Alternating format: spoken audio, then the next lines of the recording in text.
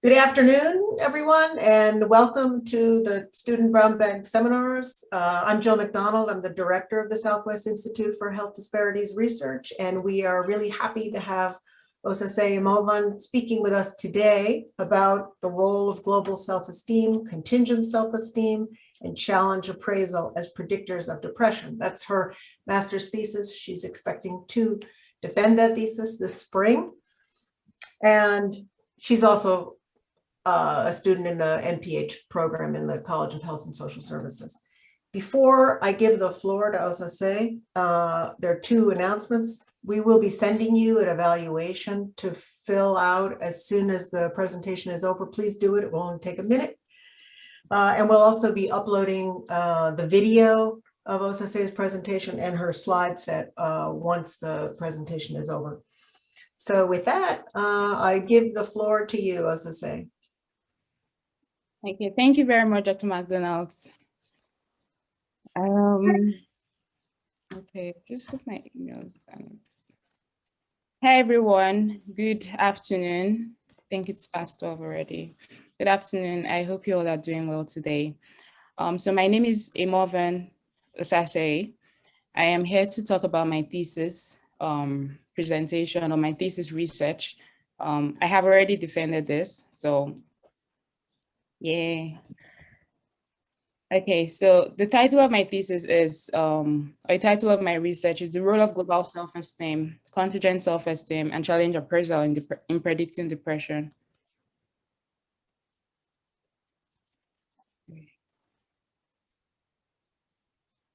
Okay. Here's my outline. I'll just give a brief overview of what we already know about depression. Now, depression is a public health issue that affects millions of people worldwide. And in the United States, to be specific, about 7.1% of the US adult population have actually experienced at least one major depressive episode in the last year. Here is a graph from the National Survey on Drug Use and Health that just shows us here about the overall percentage of people that have experienced at least one episode of depression. This is from 2017 statistics. I tried to look for a recent one. I don't know if they've uploaded it yet. In continuation of what we already know about depression, according to the World Health Organization, they actually said that by 2030, depression is going to be one of the leading causes of death. Some of the negative health consequences of depression include suicidal ideation, mental health problems. You also have a lot of mortality cases like death from myocardial infarction, death from cardiovascular diseases. In addition to the negative consequences of depression that I just mentioned, there's also a relationship between depression and several forms of stress. Specifically, there's a relationship between depression and job stress. We can see here that from this study, higher rates of mental health issues were found in stressful jobs. A study that was also conducted also showed that rates of depression was twice as high amongst firefighters compared to the general population. Before I went into this study, we actually searched and checked for some contributing factors that can actually influence depressive symptoms. Some of them, the variables that we looked out for were global self-esteem, contingent self-esteem, and challenge appraisal. So I'll just give us a brief overview of what these variables actually talk about. Now, global self-esteem is actually an overall explanation or an overall feelings of one's self-worth. Specifically, it can be defined as the favorable and unfavorable feelings towards oneself. Research have found out that individuals with low global self-esteem actually have higher levels of, individuals with high global self-esteem actually have higher levels of depressive symptoms. In contrast, those with low global self-esteem individuals with low global self-esteem actually have higher levels of depressive symptoms, while those with higher global self-esteem actually have lower levels of mental health and health outcomes such as depression. A lot of work have actually been done on global self-esteem, but moving on to contingent self-esteem. Contingent self-esteem is a fragile aspect of global self-esteem. It is fragile in the sense that it's characterized with a lot of fluctuations in one's emotional states. Regards to contingent self-esteem, it can be defined as a tendency for an individual to base their feelings of self-worth on what other people have to think about them, such as their achievements, performances, and things like that. So contingent self-esteem, based on the fluctuations that people often base their feelings of self-worth on what people have to think of them. They also base their feelings of self-worth on success, on failure. So it is this fragile nature of and fluctuations that is characterized with contingent self-esteem that makes it a fragile type of self-esteem. With regards to contingent self-esteem, individuals that are highly contingent in self-esteem actually have negative health outcomes such as depression, while those that have lower contingent self-esteem have better health outcomes. The third variable that we explored was the challenge appraisal. Thankfully, the propagator of challenge appraisal is actually here in our midst, Dr. Tomaka. He actually started challenge appraisal as far back as 1991. And since then, there have been a lot of work on global self-esteem. There've been a lot of work on contingent self-esteem. Although challenge appraisal, it's pretty old, but we can also say it's quite new because a lot of work has been done in this area, but we're still doing a lot of work in this area. So with regards to challenge appraisal, it can be defined as the tendency to appraise a situation as a potentially stressful situation as either a challenge or a threat. So regards to challenge, with regards to threats, so I just want to touch base on what these appraising situations as threats and appraising it as challenge actually means. With regards to challenge, there's this tendency for challenge, the aspect of challenge deals with you actually being able to think that you have the required resources to be able to cope with a particular stress. However, threat, on the other hand, means that we do not have enough resources to be able to cope with these, with the particular situation. So threats is threats. So to put it in simple terms, with challenge appraisal, you have resources to cope with the stress. With threats, you do not have enough resources to be able to cope with the stress. So now, challenge appraisal has actually been associated with a lot of cognitive behavioral therapies and cognitive behavioral relationships. So several studies have actually shown that individuals that appraise situations as more of a challenge, meaning that they have adequate resources to be able to cope with this particular stress, that kind of individual has lower tendency to have that kind of individual has lesser negative health outcomes compared to an individual that will appraise the situation as threat. So what is the so what about this study? Why is this study even important? Why are we talking about it? And past research has actually shown us that there's a relationship between these three variables with mental health outcomes or with depressive symptoms. We've seen that global self-esteem, contingent self-esteem, and challenge appraisal are actually related to mental health outcomes. But to date, there have actually been no study that have examined these three variables together to see how they can be able to predict depression in individuals.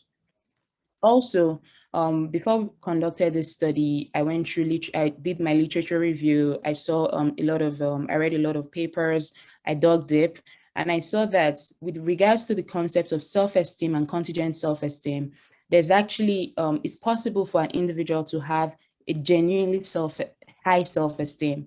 And it's also possible for an individual to have a defensive self-esteem. So we wanted to see how these variables can actually be able to interact, in the sense that the fact that a person has a genuinely high self-esteem, does that mean that the person is secure in that kind of high self-esteem? So those were things that I wanted to explore in this study, and to also see how all of them would interact to predict depression.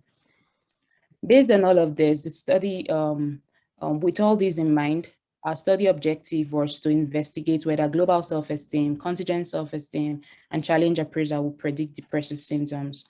We also wanted to check whether there will be any interactions between these three variables. Here's my study hypothesis. This just shows the direction and the hypothesis of this that we base this study on. I'll be going into the method section now.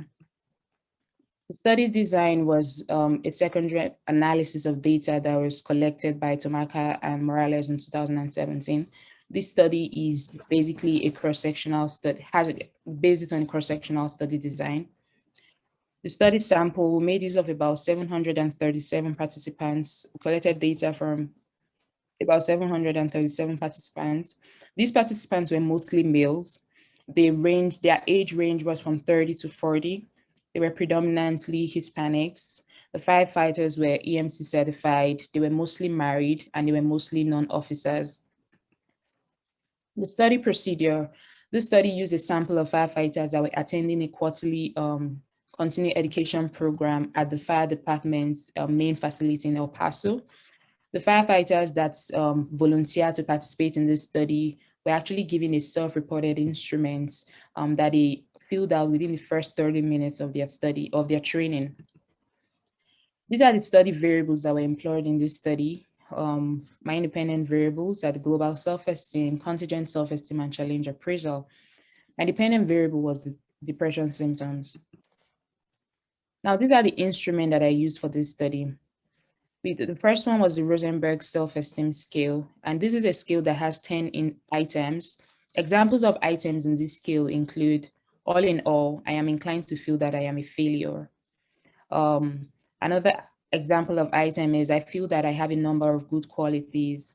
Now, what Rosenberg self-esteem scale assesses is the favorable and unfavorable feelings towards oneself.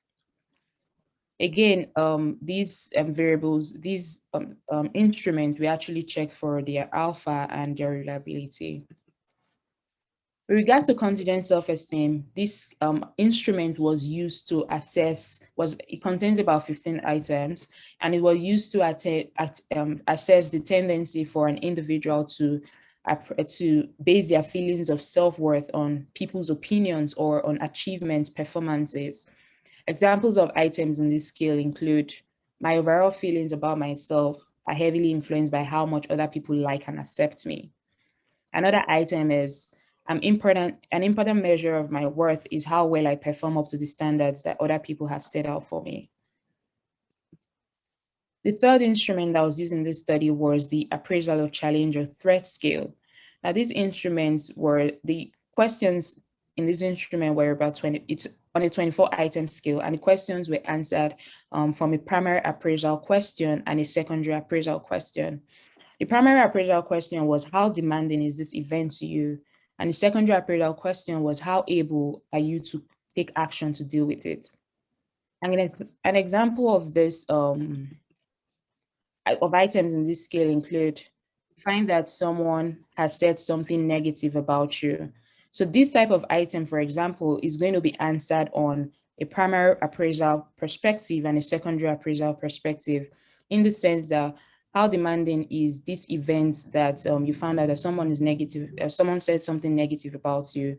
And on the secondary appraisal perspective, you're able to answer it on, how able were you to deal with this type of event. Other examples of items on this scale include, you encounter an unexpected medical expenses, you have an argument with your partner or your spouse. The fourth instrument used for this study was the Zong Self-Rating Depression Scale.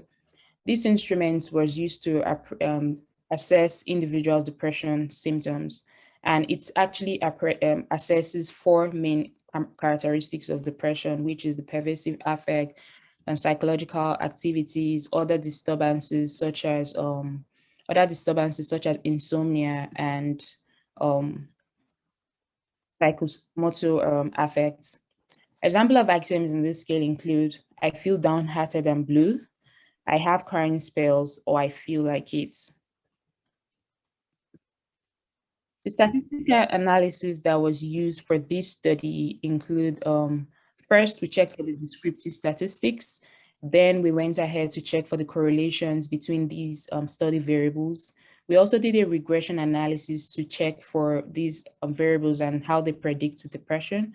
We also checked for a 2-way and a 3-way interaction between these variables. I'll go into the results section now.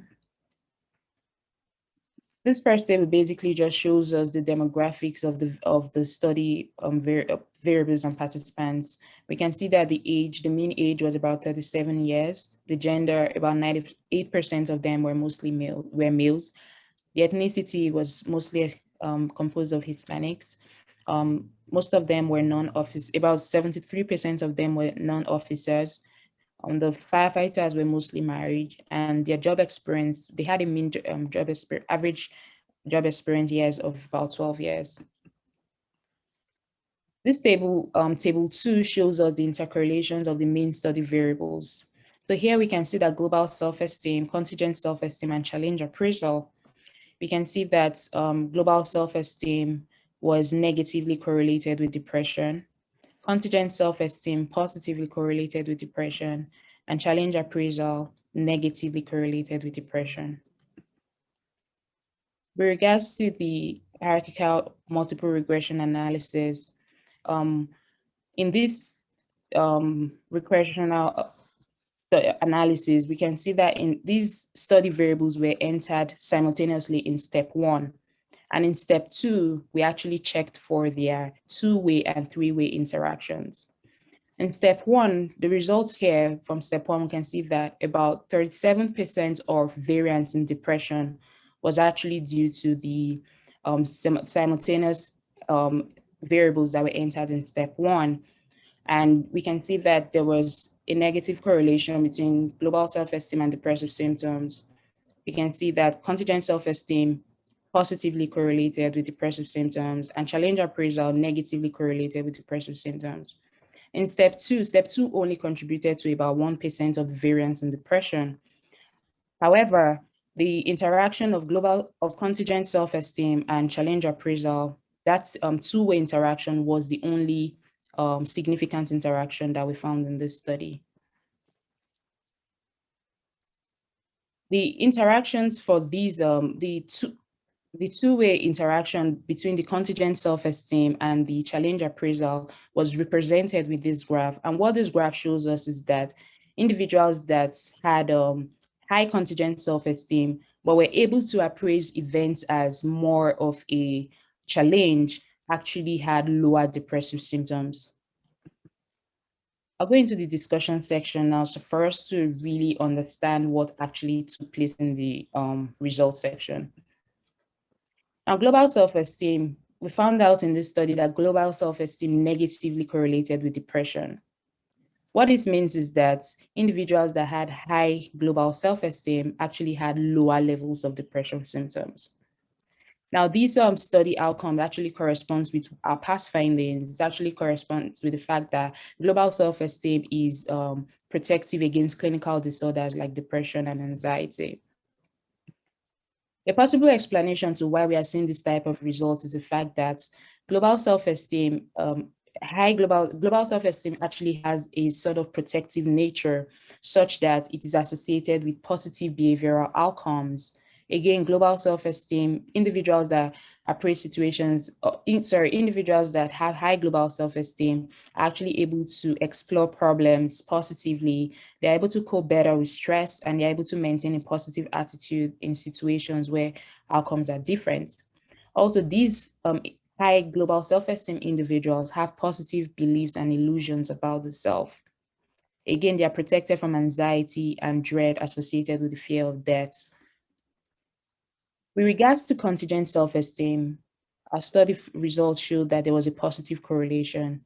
And what this means is that individuals that were highly contingent actually had higher levels of depressive symptoms. Again, we found that this result was actually consistent with what we had, with what we found out in past findings.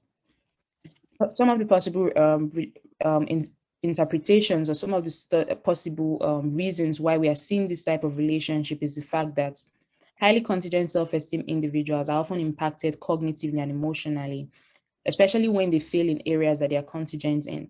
Recall what I said at the beginning about contingent self-esteem individuals. I said that there was fluctuation in their emotional states because they base their feelings of self-worth on what people have to think about them. They also base their feelings of self-worth on whether they are successful or whether there is failure.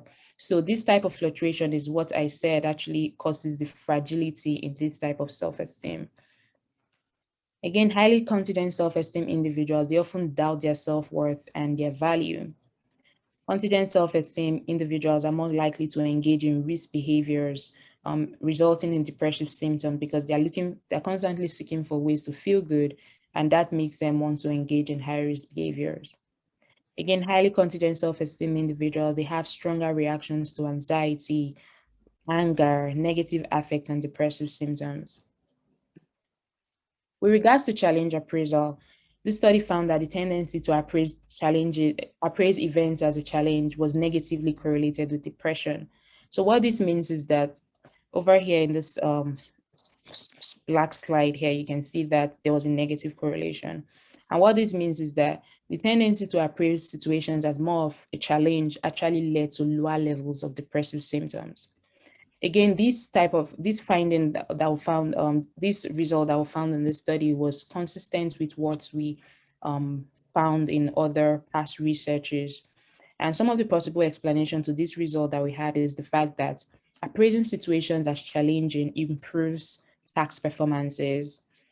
Also, it helps individuals that appraise situations as more of a challenge have more resilient and they are able to cope in potential stressful situations. Again, such individuals are more associated with a lot of toughness and positivity. Challenge appraisal is also associated with lower levels of anxiety. You also have better emotional stability and improved immune functions. So why is this study so unique? Why are we even talking about this study in the first place? Some of the uniqueness or the unique features of this study is the fact that we saw an interaction between contingent self-esteem and challenge appraisal. That's uniqueness, that interaction, as I explained earlier, is that highly contingent self-esteem individual, which is indicated by this +1 SD here, shows that individuals that have high contingent self-esteem individuals that have high contingent self-esteem but are able to appraise situations as more of a challenge actually have lower levels of depression. So what this means is that challenge appraisal here is actually serving as a buffer against these two variables or these two situations. It's serving as a buffer or serving as a it's moderating the effects between contingent self-esteem and depressive symptoms. So that is one very unique feature or unique findings that we got out of the study. Interestingly, this study did not find global self-esteem and contingent self-esteem to interact in order to predict depression.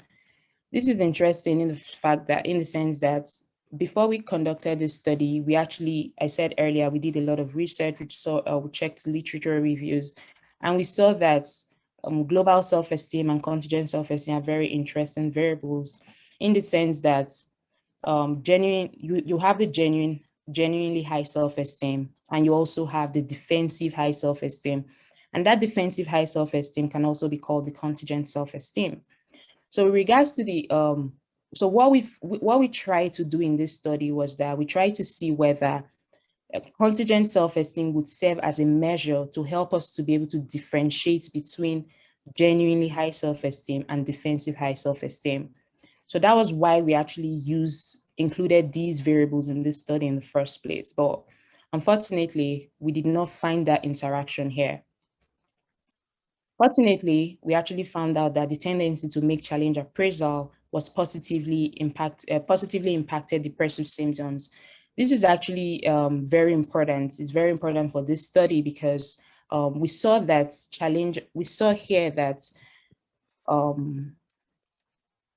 here that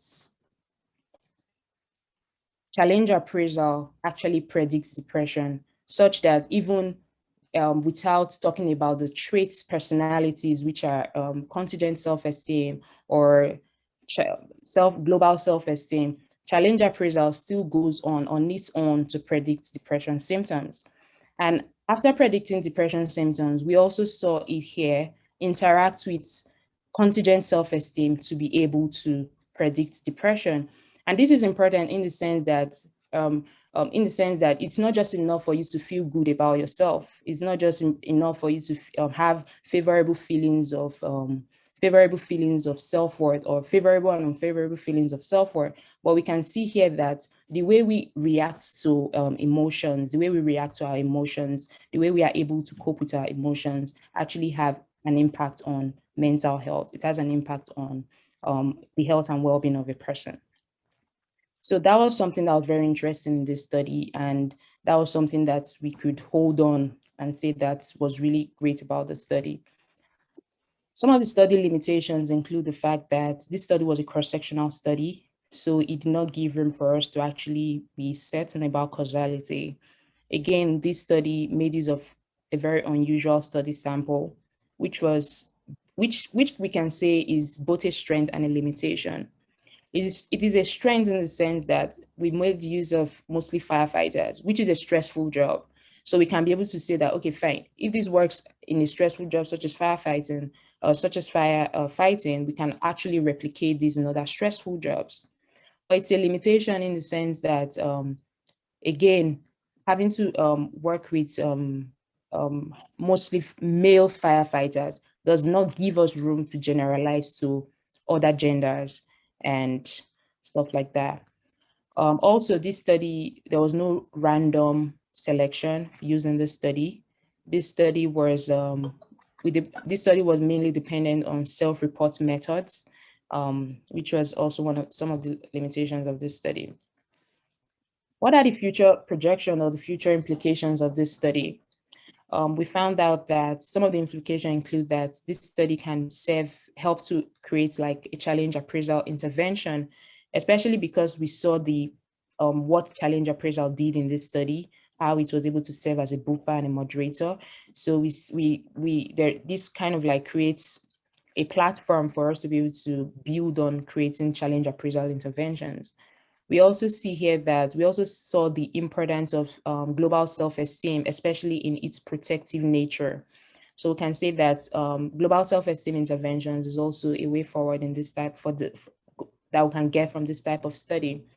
Also, we saw the impact of contingent self-esteem and how it's highly contingent self-esteem individuals are mostly affected by fluctuations and stuff like that. So we can see here that trying to create interventions or creating learning goals to reduce contingent self-esteem is also a major implication of this study.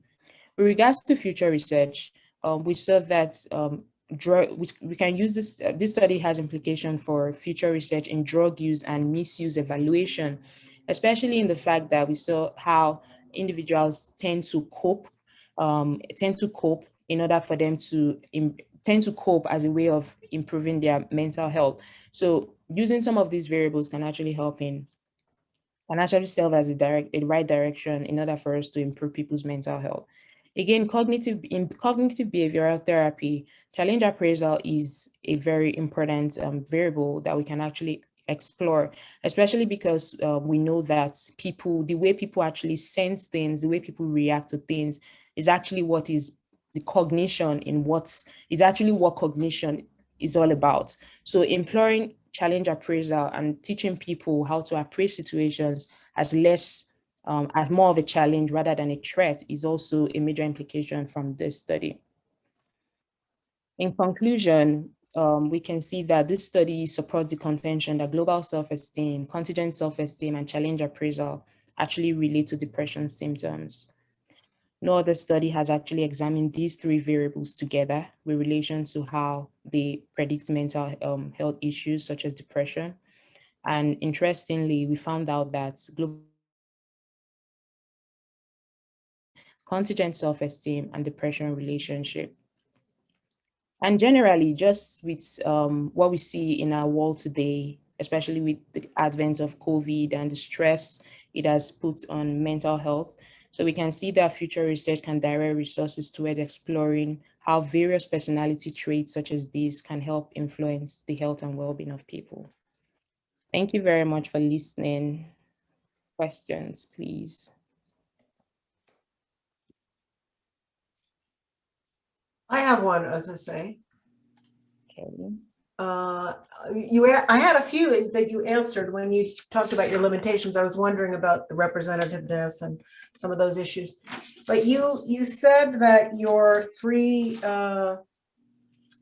self-esteem variables accounted for 37% of the variation, I think, in depression symptoms. I was wondering from the literature, what you could tell us, if anything, about what accounts for the rest of the variation. What are the other important factors that go into depressive symptoms that you didn't adjust for or likely to be? Okay, so especially, let me go to that particular,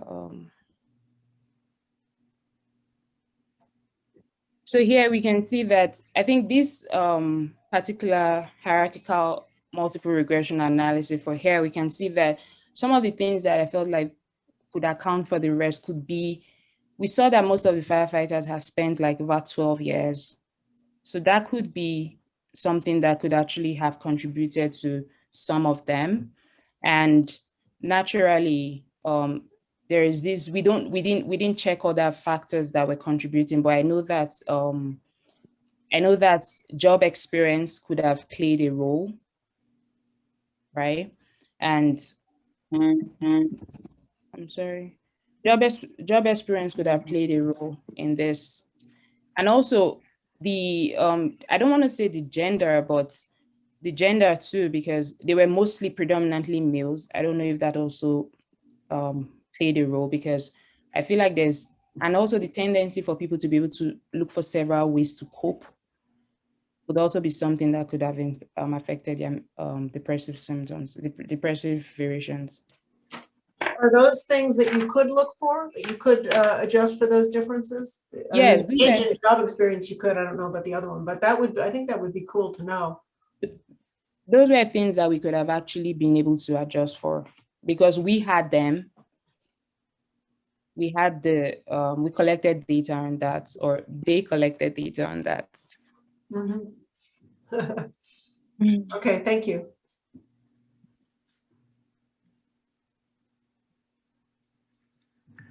I have a question, Osasere. Okay. Well, first, I'd just like to say congratulations on your thesis. It's very well, articulated, your presentation today. So I just wanted to ask you, just because I've been asked this a couple of times already when I've been discussing my thesis with, just people, other individuals. Are you planning on doing any follow-up studies, or just, continuing to work on this research, like maybe doing these kinds of, doing this kind of study in different population settings, maybe in the general population, or, have you thought about doing any following up on your research here today? Well, okay, I'll tell you, at the beginning, I was not thinking of doing a follow-up, but looking at what is happening presently, especially with this, especially with COVID and how it has affected people, especially work. I feel like work is one aspect that COVID has really affected, like had an impact on. So I see the relationship between work stress and with the findings that we have seen today on challenge appraisal. So I kind of see that there is an implication for challenge appraisal intervention in a lot of aspects of our lives. And I was even talking to my supervisor, and we are actually looking at restructuring and seeing how we can move forward with the challenge appraisal intervention, with the challenge appraisal. But certainly, to answer your question, it's something that I'm actually looking at, because I feel like it is very important and it plays a very important role in occupational health. So if I could do like an intervention in this area, or several interventions in this area, I think it's something that I'm thinking of, and it's something that I'll be very much open to do. Awesome. Thank you for answering that. Yeah.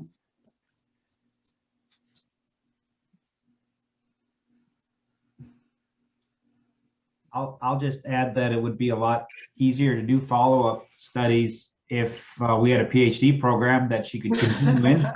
Yeah.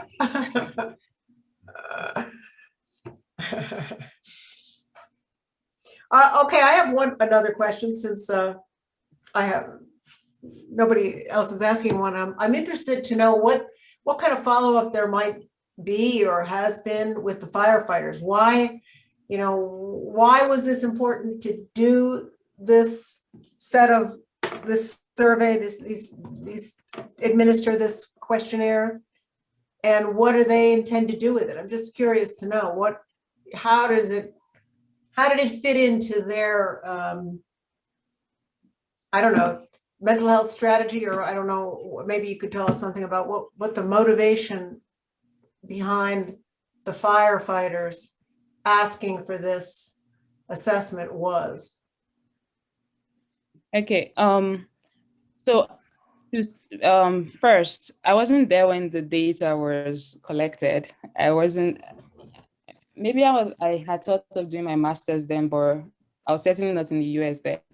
So, but from my readings and the literature review, things that I've come to learn and seen during the course of conducting this research was, I think it's kind of like what I talked about at the beginning, the relationship between depression and job stress, the relationship between depression and stress in general, but specifically the relationship between depression and job stress.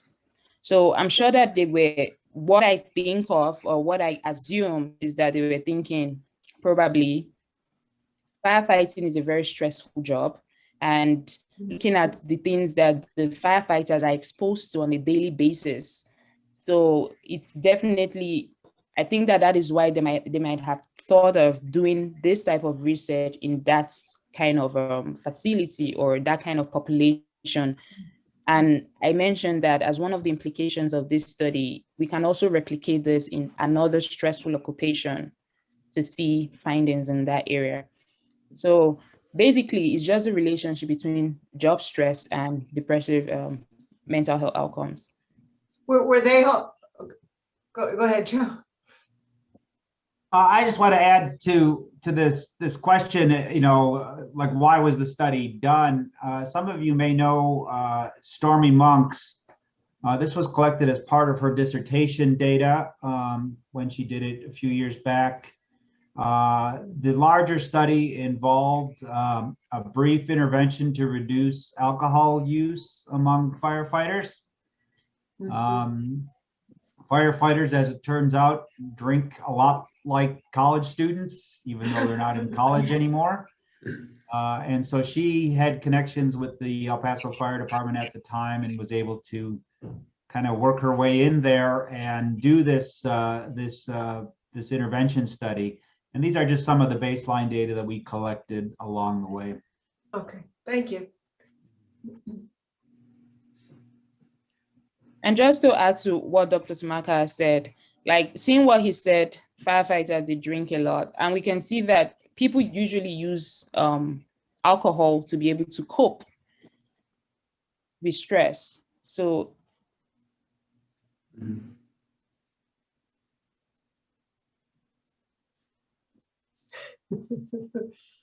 I wonder if they play, I mean, how did they, do you guys know anything about how the fire department used the information that they were given at the time? And are you giving them feedback about this analysis, Osasere? honestly, I haven't followed up in that regard, so I don't know. I think that Stormy conducted some feedback after she completed her dissertation about the intervention and general drinking patterns among the firefighters. She had a couple of different interventions, both reduced drinking moderately, as we saw, but it's been a while, and we have not communicated with them about these findings. Okay, thank you. Yeah, the context, that's interesting.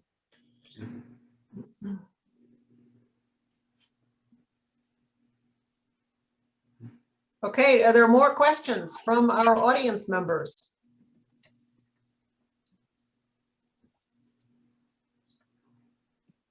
Do you have any questions, Osasere, for us? Yes. Go ahead then. Hi, this is Joanne Palomino, and I work for New Mexico Department of Health, and I just want to let you know you did a great job. We have to cover our super priorities with the state of New Mexico, and one is mental health. Our suicide rates are up, drug abuse, substance abuse. So I think you did really great, and so I'm glad I was able to sit in on your presentation. Thank you. And thank you for the invite.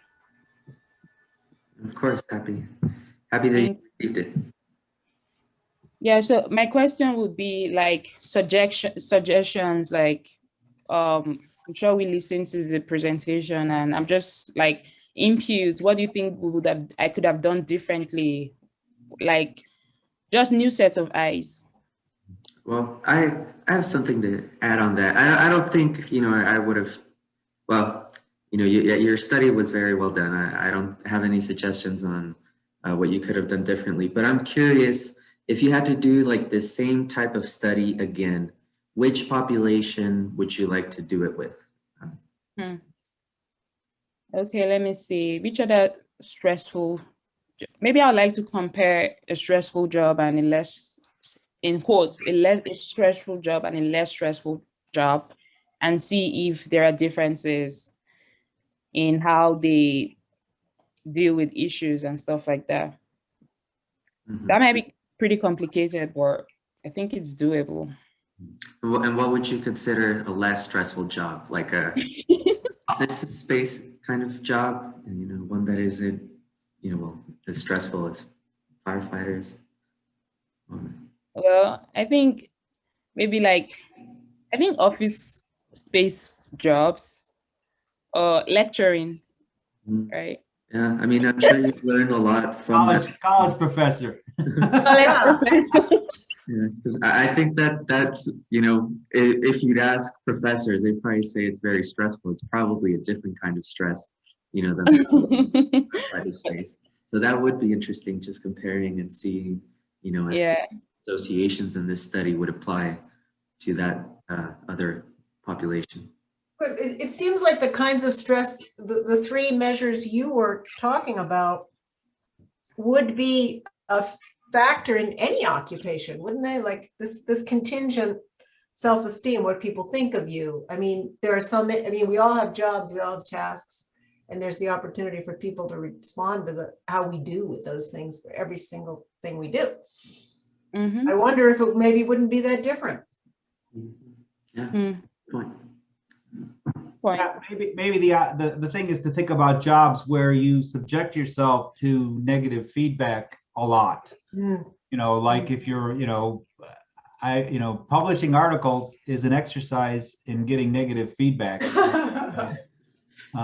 may even be more relevant in academic circles, and as students as well, where you're taking exams and some. Yeah. But I think Jill's point is right. When we do this kind of work on a sample of firefighters and looking at variables like these, we think they probably should have, we can't say they can, but we would think that they would apply in a lot of different contexts, more or less, but in the same similar kinds of processes would be true no matter who you were looking at. Yeah, that's true. To your question, Osasere, I think it was a great job, very well organized, very easy to go along with your telling of the story of your study. The only thing I would say is that you could talk a little bit more slowly. Just a few times where you went quickly and then changed the slide, and I was still trying to read what was on the slide. Okay, I'm so sorry about that. Okay. I wouldn't even have mentioned it except that you asked.